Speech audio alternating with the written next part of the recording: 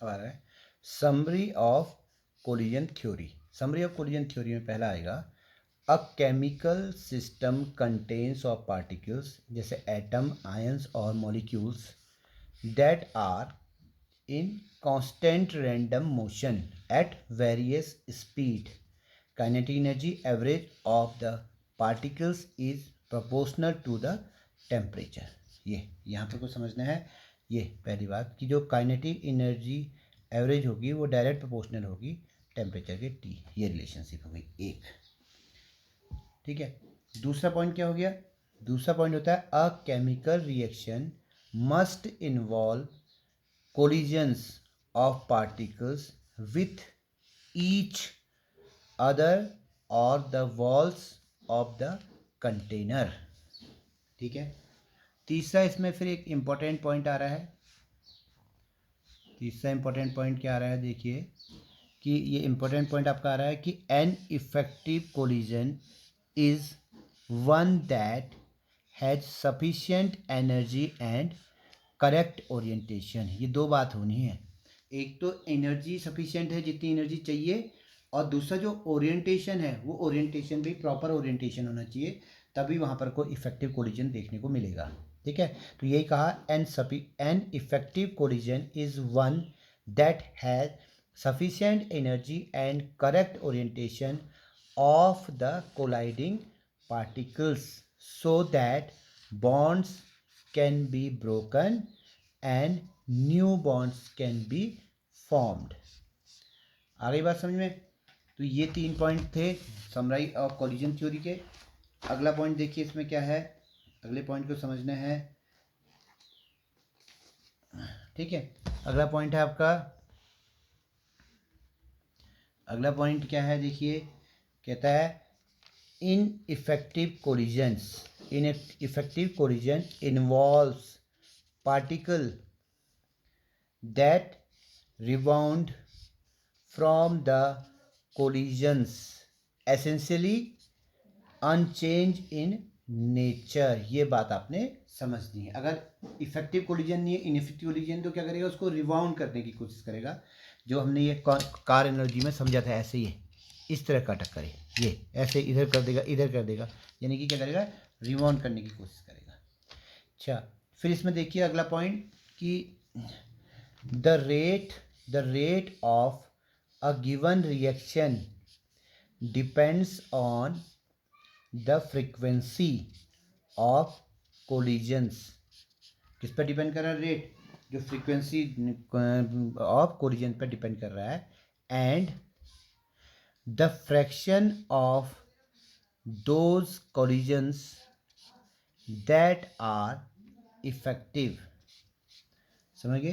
तो एक तो क्या है कि ineffective collision involves particles that rebound from the collision essentially unchange in nature. और अगला पॉइंट क्या था? The rate of a given reaction depends on the frequency of collision and the fraction of these collision that are effective. ठीक है, अब जब हमने collision theory को पढ़ने स्टार्ट किया था तो वहाँ पर कोई एक क्वेश्चन आया था, why is air still colourless and why is NO2 not getting formed even with the presence of so much N2 and O2 in air। देखिए, आप जानते हैं कि जो एटमॉस्फेयर पे जो एयर है, उस एयर पे क्या है? मैक्सिमम क्या है? N2 और O2 है ना?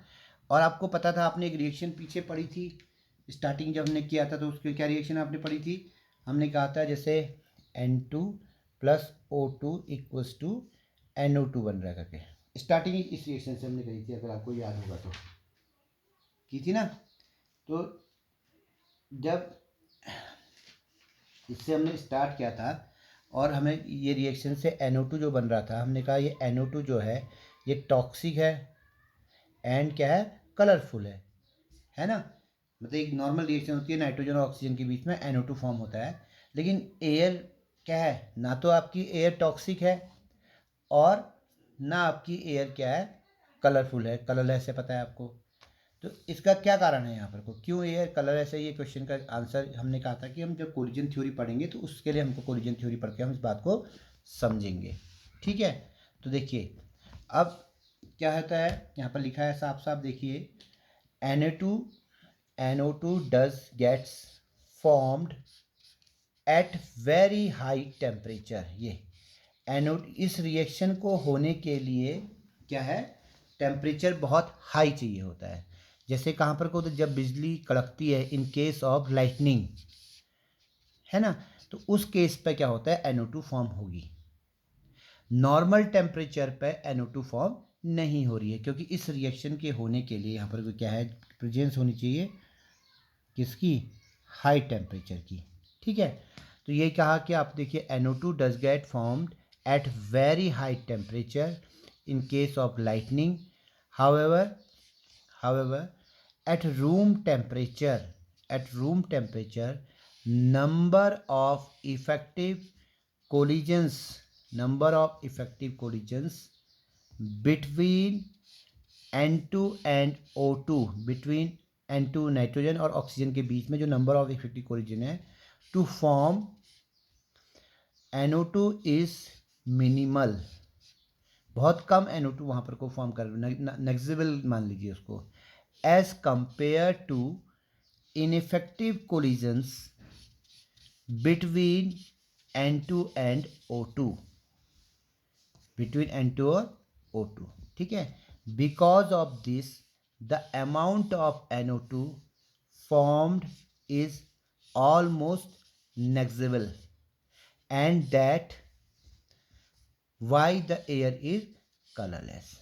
आगे बात समझे, इसलिए नाइट्रोजन और ऑक्सीजन की प्रेजेंस के बाद भी एयर जो होती है कलरलेस हो रही है, और क्या हो रही है, दूसरा क्या हो रही है, टॉक्सिक नहीं हो रही है, क्योंकि वो यहाँ पर को NO2 प्रॉपर तरीके से NO2 फॉर्म नहीं कर पा रही। किस कारण से नहीं कर पा रही, क्योंकि जो N2 plus O2 equals to NO2 बनने की रिएक्शन है, इसके लिए क्या है, हमको हाई टेम्परेचर की प्रेजेंस चाहिए होती है। और यहाँ पर को जो क्या है कि ये हाई टेम्परेचर वाली किस कौन सी होती है, इन केस ऑफ लाइटनिंग, जिसमें बिजली कड़कती है वाली उतने ज़्यादा। तो नॉर्मल टेम्परेचर पे N2 और O2 रिएक्ट करके NO2 फॉर्म नहीं कर रहे हैं।